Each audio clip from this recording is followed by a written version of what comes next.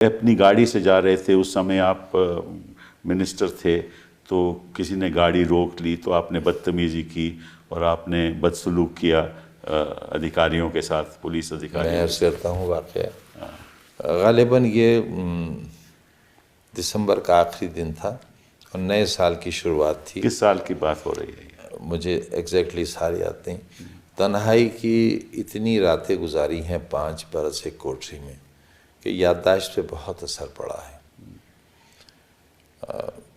अमीर आलम खां हमारे साथ मिनिस्टर थे और मुझे पार्टी ने, मुलायम सिंह जी ने पार्टी की तरफ से गाड़ी दी हुई थी पजेरो। तो ड्राइवर गाड़ी चला रहा था, मैं पीछे बर्थ पर लेटा था। अब्दुल्ला बहुत छोटा सा था, इतना सा होगा, ये आगे बैठा था, तो बच्चों की तरह ये उचक कुचक कर देख रहा था। एक रात पहले सीआरपी के गेट पर फायरिंग हुई थी, कहा गया था कि आतंकवादियों ने हमला किया। वहाँ एक साहब एसएसपी थे, उनसे जाहिर है जब हम राजनीति में हैं तो अधिकारियों से तो हमारी लड़ाई होगी ही, वो जो फैसले लेंगे उसके खिलाफ हमें उनके कुछ करना है, वरना फिर हमारी ज़रूरत क्या है। वो मुझसे नाराज़ थे, वो फिर वो डीआईजी हो गए थे। मुझे कुछ नहीं मालूम बैकग्राउंड में क्या है।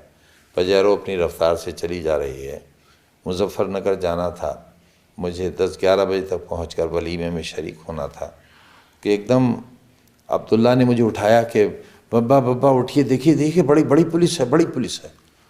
मैंने देखा कि कतार में पुलिस खड़ी है और सब राइफल्स बिल्कुल ताने हुए हैं। अच्छा। और इस तरह रोड ब्लॉक की है कि गाड़ी निकल सके।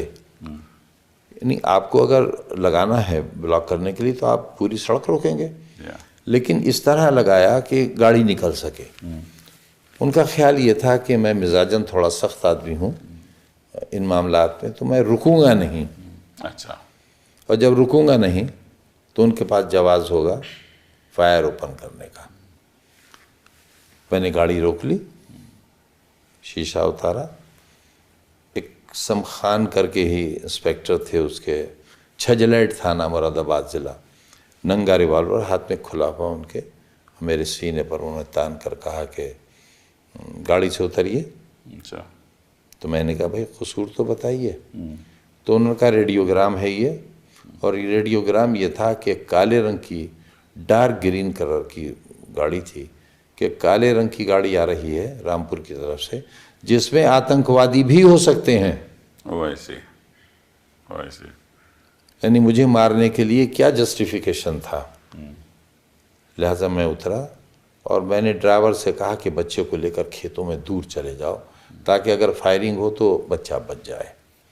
और मैं सड़क के पास फुटपाथ थी, फुटपाथ के पीछे जो ज़मीन थी वहाँ मैं पालथी मारकर बैठ गया। मैंने कहा नहीं, मैं अंदर नहीं जाऊँगा।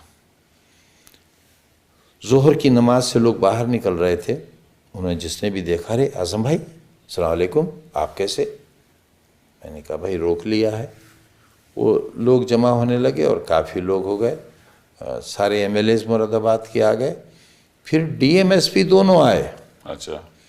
और फ़ोटो हैं कि उन्होंने मुझसे कहा कि साहब इससे गलती हुई, ये आपको पहचाना नहीं। अच्छा। मैंने कहा नहीं साहब, इसने तो मेरा नाम लेकर मुझसे पूछा, लेकिन फिर भी आप क्या चाहते हैं? बोले हम चाहते हैं कि आप चले जाइए, तो इसकी गलती है, इसने आपको गलत रोका।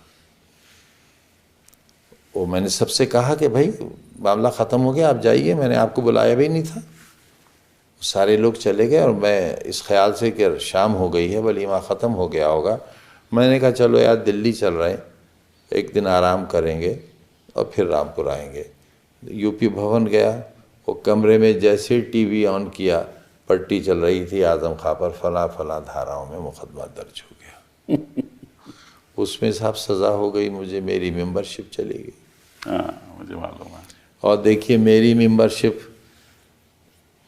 अभी हुक्म हुआ, उसी वक्त इलेक्शन कमीशन ने सीट वैकेंट डिक्लेयर कर दी। बस तुरंत और 5 घंटे बाद नया इलेक्शन डिक्लेयर कर दिया। मुझे मालूम है।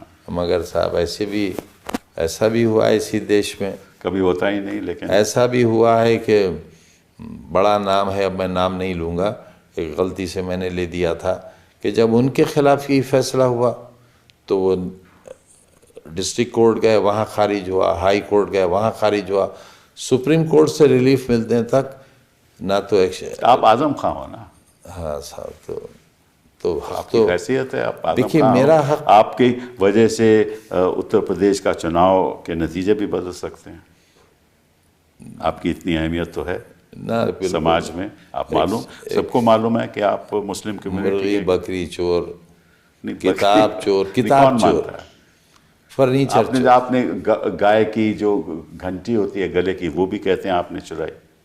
सब असल में दुख इस बात का है कि इतनी बड़ी ताकत वाले लोगों ने अपने स्तर के इल्ज़ामात लगाए, मेरे स्तर के इल्ज़ामात लगाना चाहिए थे। ये दुख है। और कौन से इल्ज़ामात थे आपके खिलाफ? पायल चोरी। पायल चोरी कैसे, मतलब आपने नहीं की, वो किसी और ने की? कंस्पिरेसी मैंने कहा आपकी थी? पायल चोरी किसी और ने की, लेकिन कंस्पिरेसी जो दिमाग था, कंस्पिरेसी वो आप थे। जी हाँ?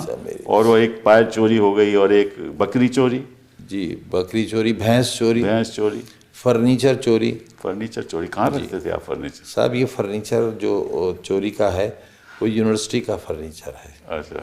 मैं कलकत्ते जाता था अच्छा। वज़ीर रहकर, स्टेट गेस्ट रहता था, वो लाल बत्ती गाड़ी मिलती थी, वो मेरी कौम के गरीब लोग कबाड़ी थे, तो जब मैं जाता था तो आवाज़ें आती थी, अरे ननवा, अरे मुनवा, आओ आजम भाई आ गए, आजम भाई आ गए। और वहाँ कबाड़ का बहुत सामान लगा होता था, यूँ कि बड़ी बड़ी हवेलियाँ होती थी, वो टूट कर लोग मल्टी स्टोरी बिल्डिंग्स बना रहे थे, तो कौड़ियों के दाम अलमारियाँ, मेज़ें, कुर्सियाँ बेच जाते थे, वो मैं जाकर ख़रीद लेता था। तो जो मेज़ मैं 200 रुपये में लाता था, अलमारी 200, 300, 400 रुपये में, वो ट्रकों की रसीदें हैं मेरे पास आज भी। अच्छा। तो फिर मैं लाकर उनकी मरम्मत कराता था, उन पर पॉलिश कराता था। आप आकर देखिए, कलकत्ता में बहुत बड़े बड़े शोरूम्स हैं जो उन सामान को ख़रीद कर जिस तरह मैं तैयार कराता हूँ उस तरह तैयार कराते थे, और जो अलमारी मैं 200 रुपये की ख़रीद कर लाता था उसकी कीमत उस शोरूम में, क्योंकि वो टीक वुड की अलमारी होती थी, बेहतरीन कार्विंग, वो 2 लाख, 3 लाख, 5 लाख, 10 लाख, 20 लाख ऐसी मेज़ें हैं मेरे पास जिनकी कार्विंग देखकर आपको हैरत हो जाएगी कि ये हमने देखा ही नहीं था कहीं। ये साहब वो मैं लाता था, लाकर बनवाता था, वो पुलिस अपने ट्रकों में रखकर वो ले गई, मेरी किताबें ले गए और मुझे चोर बना। अच्छा, ये बताइए कि ये अली जौहर यूनिवर्सिटी जो आपने बनाई, इसके पीछे ख्यालात क्या थे और कब आपने बनाई? ये साहब जब मैं पढ़ता था तो अक्सर एक शेर वहाँ बड़ा मशहूर था कि चश्मे सैयद यानी सर सैयद, चश्मे सैयद निगरां है कि फिर उठे शायद कोई दीवाना अलीगढ़ के बेयाबानों से। तब दिल में ख्वाहिश होती थी, अल्लाह ये काम तो मुझसे ले ले। और हुआ भी यही कि सर सैयद की इस मिशन के बाद शायद मेरे अलावा कोई इस काम को नहीं कर सका। और ये काम कुछ इस तरह हुआ कि जब सर सैयद साइंटिफिक सोसाइटी उन्होंने बनाई तब ब्रिटिश सरकार थी और वो बहुत करीब थे ब्रिटिश सरकार के। उन्हें खान बहादुर का लक़ब मिला, उन्हें सर का लक़ब मिला, और उन्होंने मोहम्मडन एंग्लो ओरिएंटल कॉलेज के नाम से एक कॉलेज बनाया। उनकी ज़िंदगी में Strachey Hall, Victoria Gate, SM North कहलाता है, बस वो इलाका बना था। और उनके इंतकाल के ग़ालिबन 24 या 25 बरस के बाद ब्रिटिश गवर्नमेंट ने उसे यूनिवर्सिटी बनाया। इसी तरह बनारस हिंदू यूनिवर्सिटी को मदन मोहन मालवीय जी के गुजर जाने के 18 बरस के बाद ब्रिटिश गवर्नमेंट ने यूनिवर्सिटी बनाया। और जब सर सैयद बना रहे थे, एक तस्वुर और एक यूनिवर्सिटी का ही कॉन्सेप्ट था, उन्होंने ऑक्सफोर्ड देखा, कैम्ब्रिज गए, तमाम स्टडी करने के बाद इसे बनाया था, तो उन्हें सर का लक़ब मिला था। और जब मैं बना रहा था तब नारा लग रहा था, जो आज़म का सर लाएगा वही राम भक्त कहलाएगा। तो सर यहाँ भी था, सर वहाँ भी था।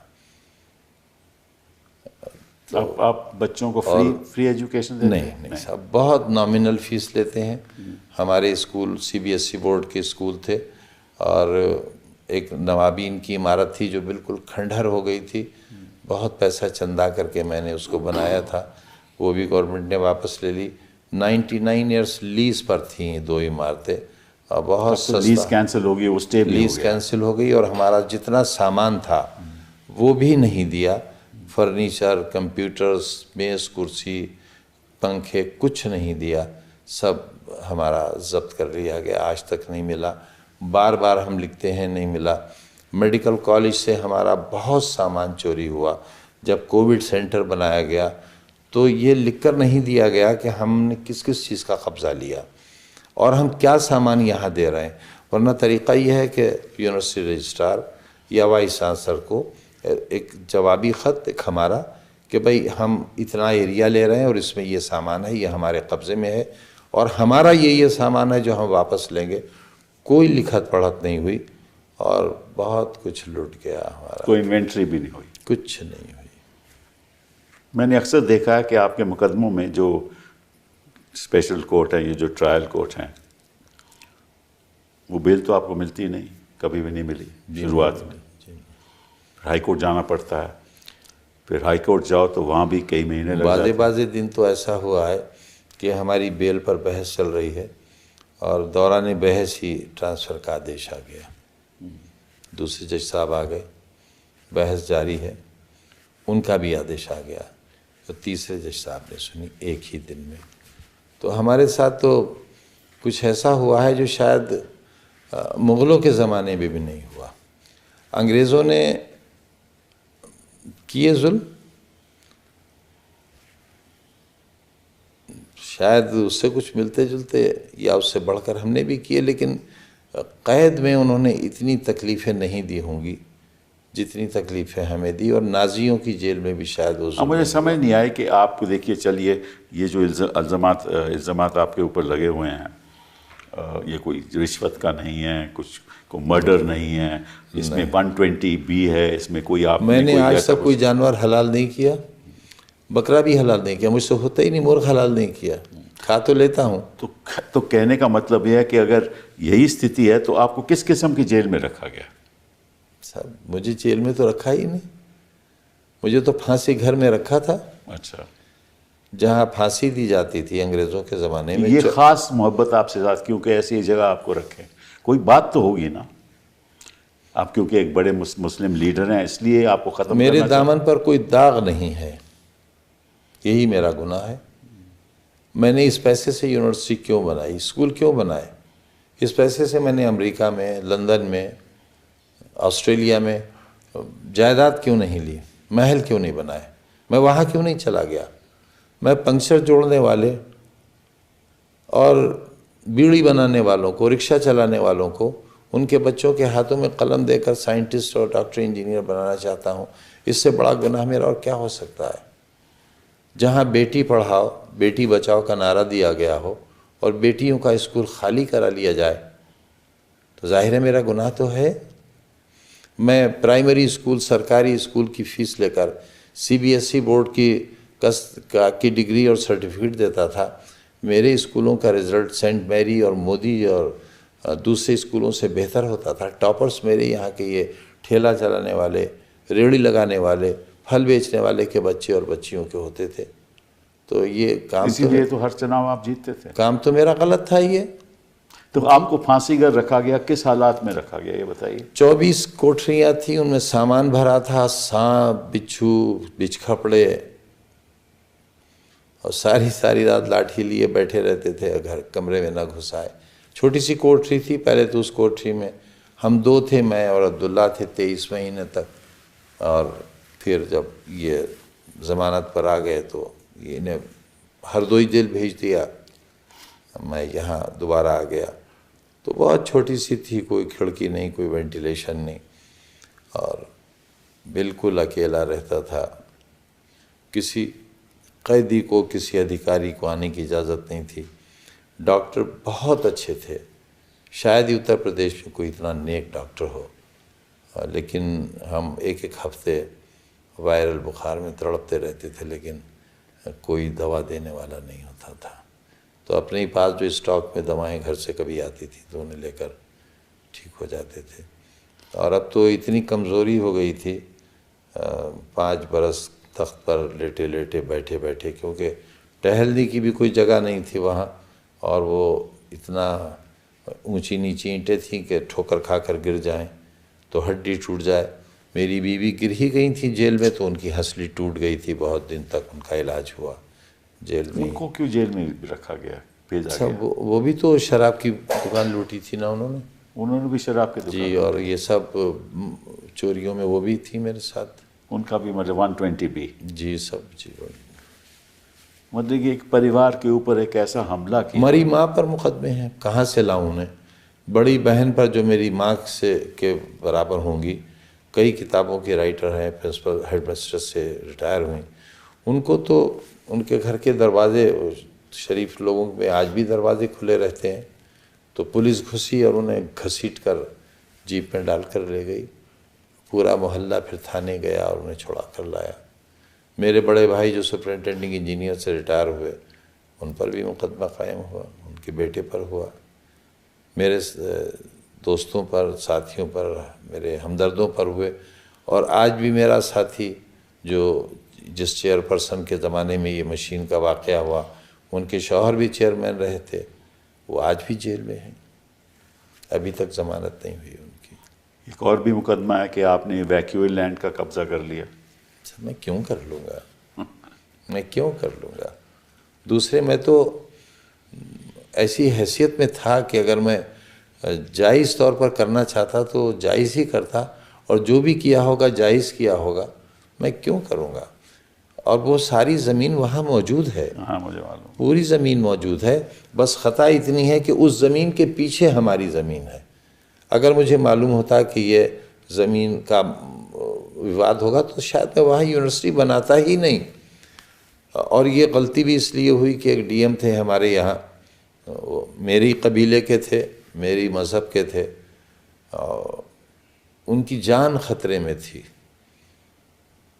तब मैं उन्हें डीएम बना कर ले गया था। वो बहुत विवादित थे, उन्होंने बहुत ज़्यादतियाँ की थी अपने डीएम रहते हुए प्रतापगढ़ में, उन्हें ले गया था मैं। उन्होंने सजेस्ट की थी ये ज़मीन कि यहाँ ले लीजिए, ये बाकी कस्टोडियन लैंड है, ये आपके अलॉट हो जाएगी, मैं बहैसियत डीएम आपकी सिफारिश करूँगा। उन्होंने सिफारिश की, और मैं इत्तेफाक से उस वक्त जब उसका आदेश मिल रहा था ज़मीन के अलॉटमेंट का, तो बम्बई के कस्टोडियन ऑफिस में मैं बैठा हुआ था। वो अधिकारी भी सिंह साहब थे। वो ऑर्डर टाइप हो रहा था, उस वक्त की कंप्यूटराइज मशीनें नहीं थी, तो सिंपल टाइपराइटर से ऑर्डर टाइप हो रहा था। उसी वक्त एक फैक्स आया उन्हीं डीएम साहब का, और कुदरत बेहतर जाने क्या करिश्मा हुआ कि उनका एक रेडियोग्राम आया मेरे बारे में कि ये तो बहुत ताकतवर आदमी है, राजनीति में इनका बड़ा दबदबा है, और ये ज़मीन खाली नहीं करेंगे अगर इनको दे दी गई। चुनाचे उन्होंने कहा अधिकारी ने कि भाई अगर आदेश आने के बाद ये आया होता तो शायद मैं इसे न मानता, लेकिन अब मेरा ज़मीर इजाज़त नहीं देता। और हम वापस चले आए थे, तो हमारे पास तो ना वो ज़मीन थी, ना वो ज़मीन है हमारे पास, ना हमें ज़रूरत है उसकी।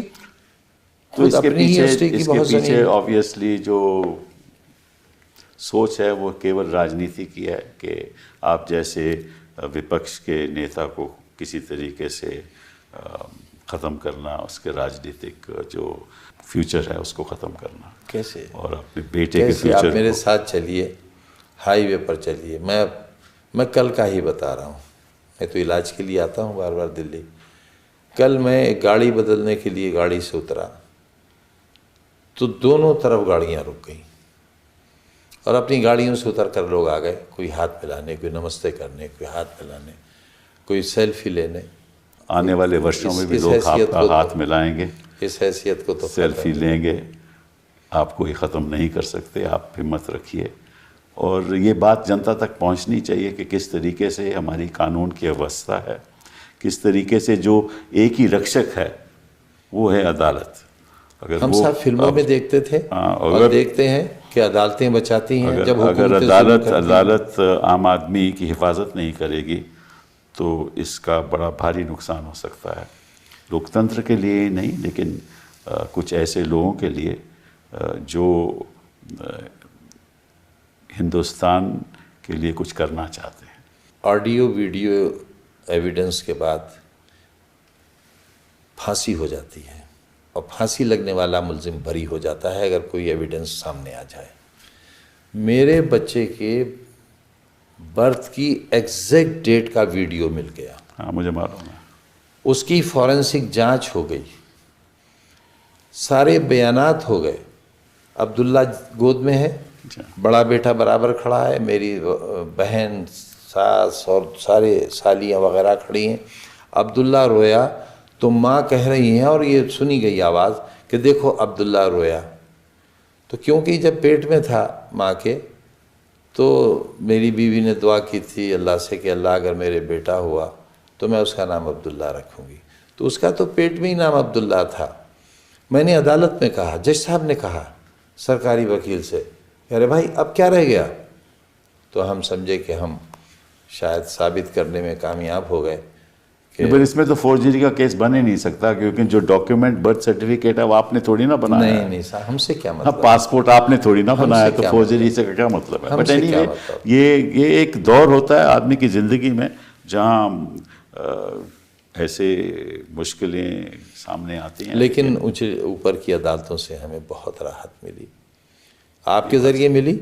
हम बैठे ही शायद इसलिए हैं, वरना इस वक्त भी हम तख्त पर लेटे होते अपने। मैंने इसलिए आपको बुलाया था, लेकिन जो असलियत है ये देश की जनता को मालूम नहीं, और ये देश की जनता तक मैसेज पहुंचना चाहिए कि ये केवल एक ही उदाहरण नहीं है। मेरे ख्याल से कई उदाहरण हैं हिंदुस्तान में जहाँ झूठे मुकदमे।